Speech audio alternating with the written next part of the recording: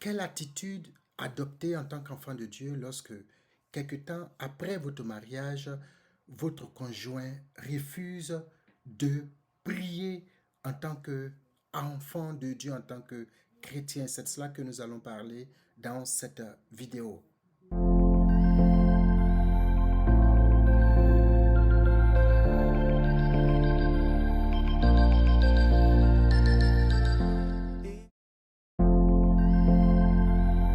Alors, shalom famille, que le Seigneur vous bénisse abondamment. Je suis très heureux de vous retrouver ce midi pour certains, ce soir pour d'autres, pour parler de la parole de Dieu. La parole de Dieu est pour nous donc cet élément qui nous conduit, qui nous aide à nous projeter et à marcher dans la crainte de Dieu.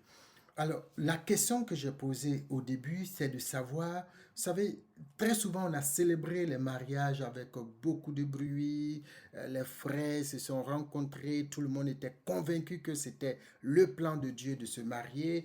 On se marie, on a la foi que le frère, c'est un chrétien, la sœur est un chrétien, le pasteur, les anciens, tout le monde rend témoignage du frère ou de la sœur, une bonne sœur, un bon frère. Et puis on se marie. Et puis souvent pour certains, dans les premiers mois, les premières années, tout va bien, on prie ensemble, tout en tout cas semble bien, jusqu'à ce qu'à un moment vous constatez que ça commence souvent par bon, écoute, vas-y, prie, et puis après, on verra, je vais te rejoindre, jusqu'à ce qu'après, vous constatez que vous êtes seul à prier, à venir dans la présence de Dieu. Souvent, le monsieur ou la sœur peut aller à l'église de temps en temps, et puis après, pour certains, où la personne arrête d'aller souvent à l'église. Dans ces conditions, en tant qu'enfant de Dieu, vous êtes déjà marié. Vous connaissez ce que la Bible dit et l'engagement que vous avez pris devant les hommes et devant Dieu. Qu'est-ce qu'il faut faire? Vous êtes face à un dilemme. Le frère, la sœur, l'homme, la femme ne prient plus. Que faire? Qu'est-ce qu'il se passe? Qu'est-ce qu'il faut faire dans ces conditions? Je pense que ce sont des choses qui sont importantes et en tant qu'enfant de Dieu, nous devons donc en parler et trouver des solutions. Et c'est la raison pour laquelle nous sommes là aujourd'hui. Eh bien, euh, qu'est-ce que, euh, qu'est-ce qu'on pourrait faire dans ce genre de situation?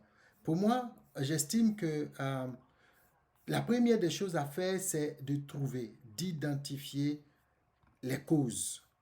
On pourrait se poser la question de savoir pourquoi cela, pourquoi cette chose se passe, pourquoi mon homme, le frère zélé, la sœur zélée, en tout cas la bonne sœur, le bon frère, le très bon chrétien que j'ai épousé, je ne le reconnais plus. Qu'est-ce qui se passe? Il faut commencer à se poser des questions.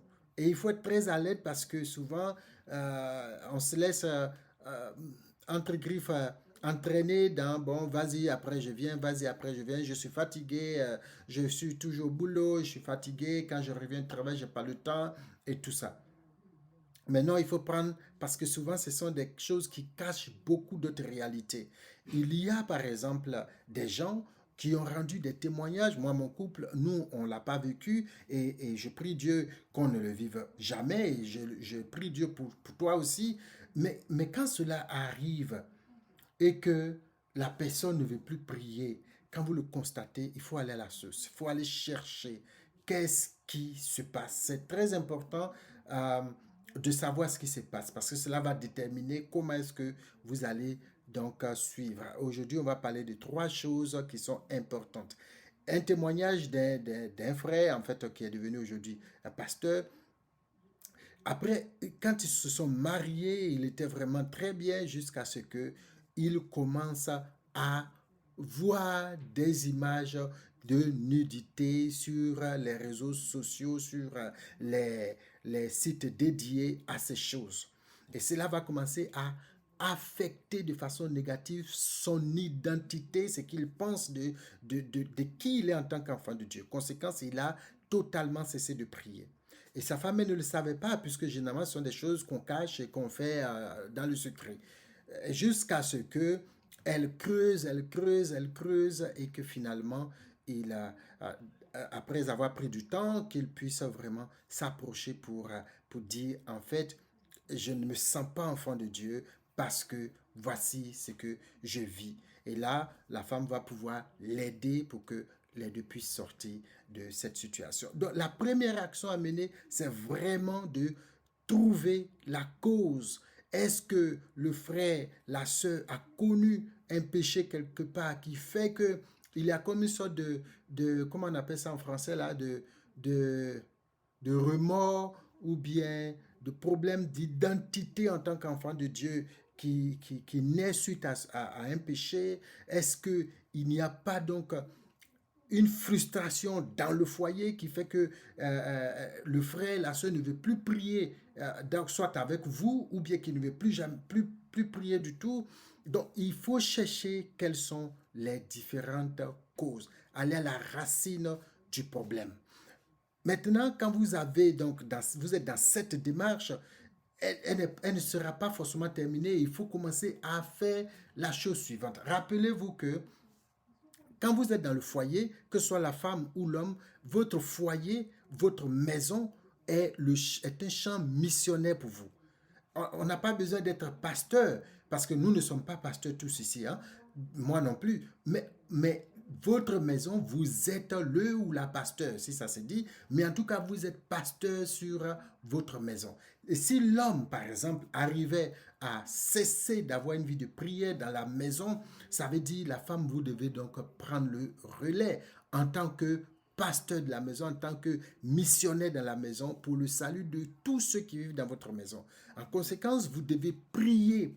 Vous ne devez pas, tu vois, ça arrive que on comprend hein, que les gens soient dans une ils soient choqués, la soeur qui était zélée, le frère qui était zélé, aujourd'hui il n'est plus, pardon, il ne prie plus. Et ça, ce sont des choses qui peuvent décourager, qui peuvent faire abandonner, qui peuvent faire que des femmes vont laisser leur foyer, des hommes vont laisser leur foyer pour aller se chercher ailleurs. En général, ce sont des choses qui sont, c'est vrai, ce sont des épreuves, mais qui ne sont pas insurmontables, n'est-ce pas? Donc, il faut prier, il faut venir dans la présence du Seigneur. Il faut chercher la face de Dieu. Ça, c'est une chose importante. Il faut prier. J'ai relevé ici un passage dans 1 Corinthiens, le chapitre 7, le verset 12. Il dit, par exemple, aux autres, ce n'est pas le Seigneur, c'est moi qui le dis.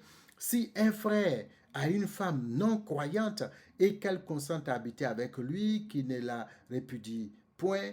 Et si une femme a un mari non croyant qui consent à habiter, qui n'a répudie, car le mari non croyant est sanctifié par la femme et la femme non croyante est sanctifiée par le frère. Autrement, vos enfants seraient impurs, n'est-ce pas? Donc on voit que si le frère est sort de la présence de Dieu, si la sœur sort de la présence de Dieu, en tant que femme ou en tant que mari, toujours connecté au Seigneur, votre mission, c'est de le voir avec le filtre de l'amour de Dieu, une âme à sauver, une âme à gagner. Et la Bible dit, la sanctification qui est la vôtre les couvre.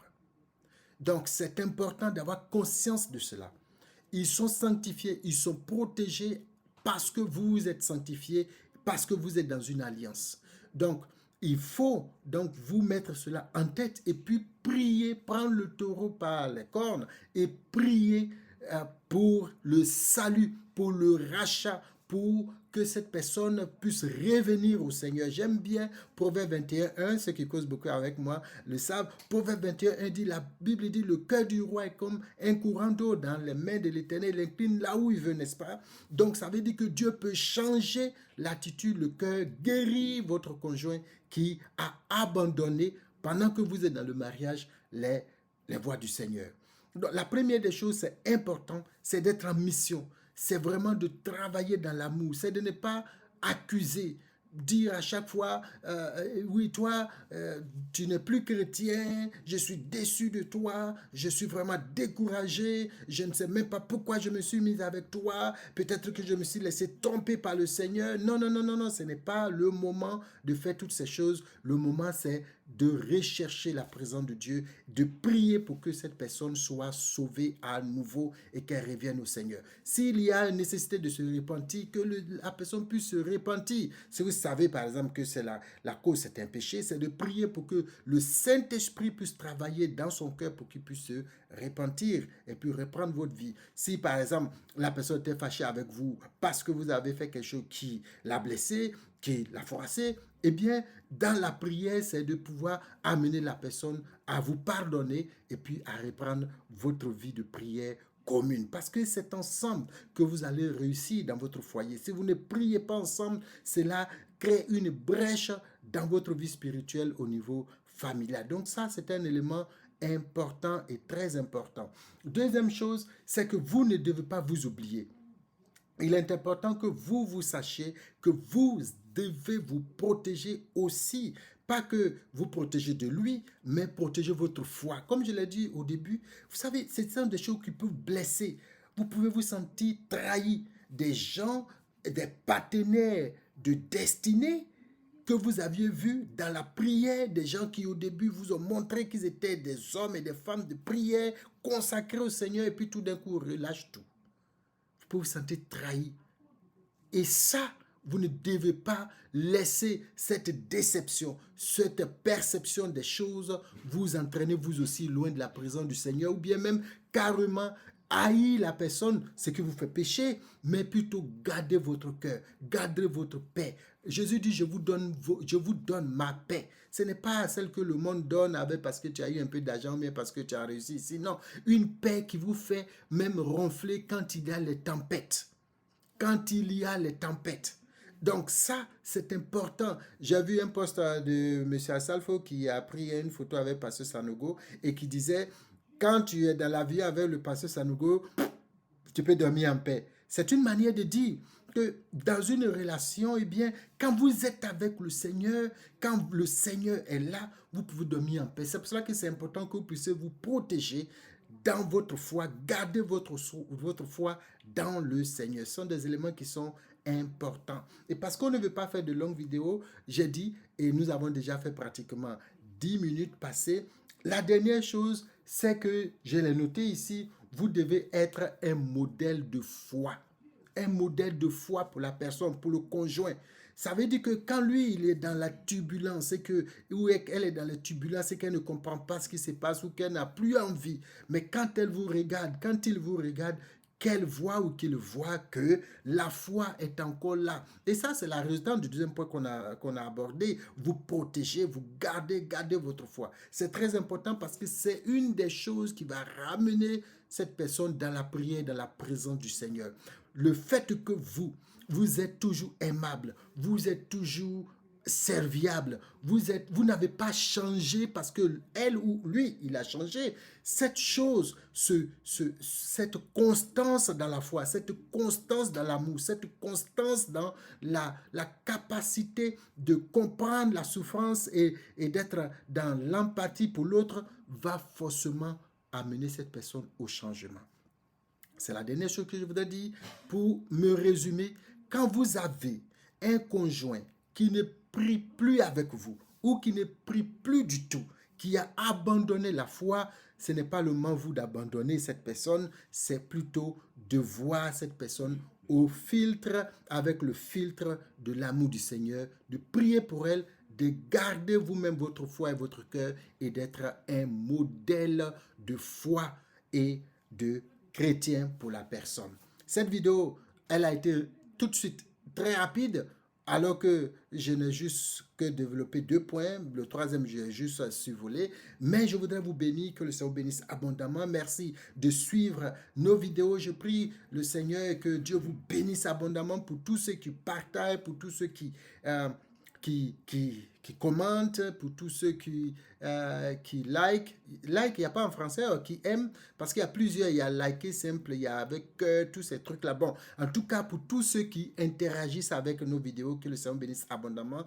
Partagez ces vidéos autour de vous, sur vos chaînes, un peu partout, pour que des gens puissent aussi entendre cela. Et si vous êtes des gens, vous êtes mariés et que vous traversez cela, sachez que Jésus est la solution, est la réponse. C'est lui qui peut apporter la paix dans cette situation que vous traversez. C'est lui qui peut apporter la réponse dans cette situation difficile que vous traversez. Et si vous l'appelez, il a promis qu'il va répondre et qu'il va venir. Faites-le, vous verrez que le Seigneur va agir. Alors soyez bénis, que le Seigneur soit avec vous et que ce week-end soit un week-end de paix, de joie, d'allégresse. Je bénis la Côte d'Ivoire qui rentre dans une phase de mai. Il semble qu'il va y avoir une marche. C'est le début des campagnes pour l'élection. Bon, on ne sait pas qui veut faire quoi, qui ne fait pas quoi, mais en tout cas que le Seigneur vous bénisse tous, que vous soyez à la marche ou à la campagne, que le Seigneur vous bénisse, que la faveur soit sur vous, que sa grâce repose sur la nation ivoirienne, que le peuple de Dieu soit protégé, que la faveur de Dieu vous accompagne tout au long de ce week-end et des jours à venir, jusqu'à ce qu'on se retrouve certainement le vendredi prochain. Je pense que le vendredi prochain, on pourra se retrouver et puis par la grâce de Dieu, on va continuer de grandir ensemble parce qu'ici, nous voulons grandir et être avec le Seigneur. Soyez bénis et à très très bientôt.